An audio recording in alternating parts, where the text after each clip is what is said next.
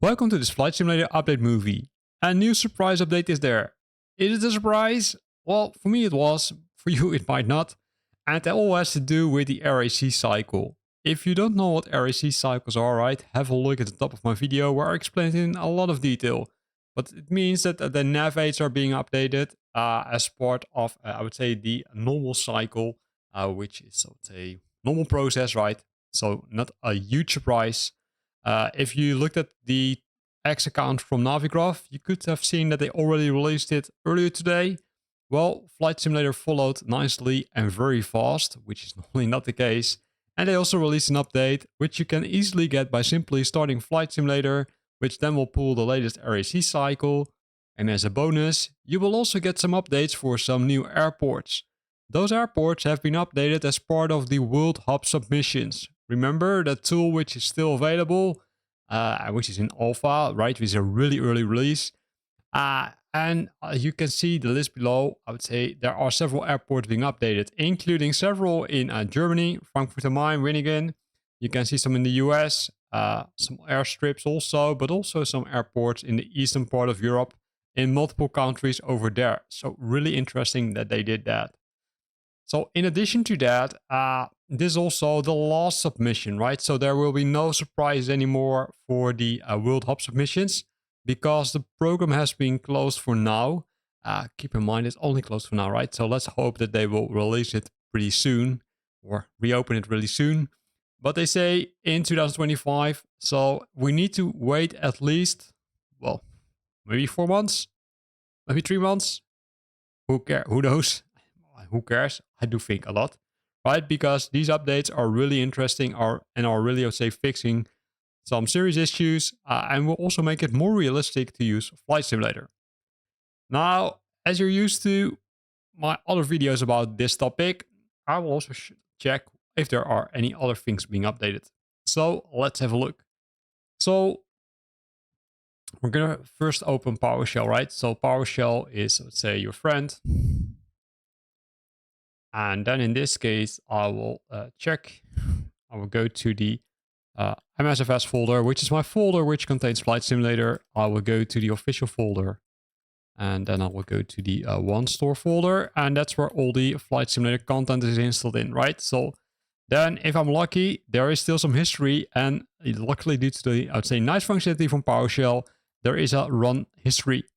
And this is where we can see again the magic happens, right? So the AI traffic has been updated. Still stay kind of, would say, gray area what's included in that folder.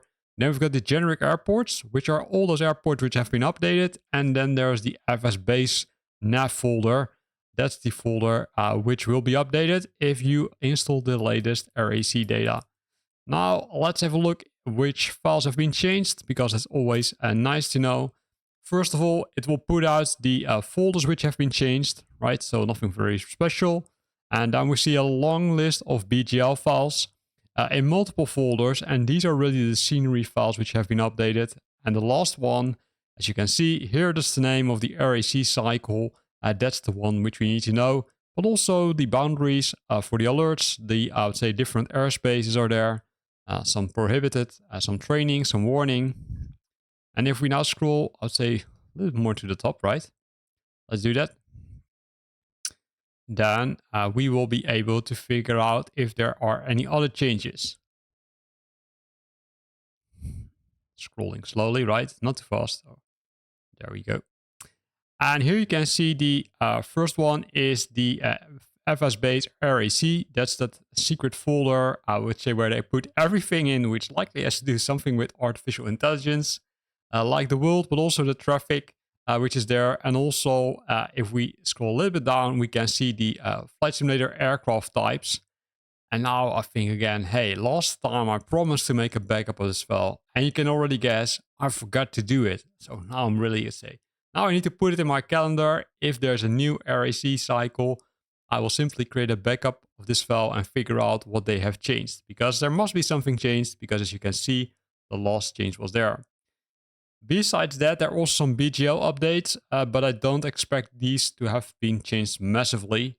But maybe there are some updates for some nice aircrafts. But based on the, I would say, description of this video, or description, sorry, of the blog post, or it's not even a blog post, a forum post, it looks like that it didn't make a lot of changes into that one.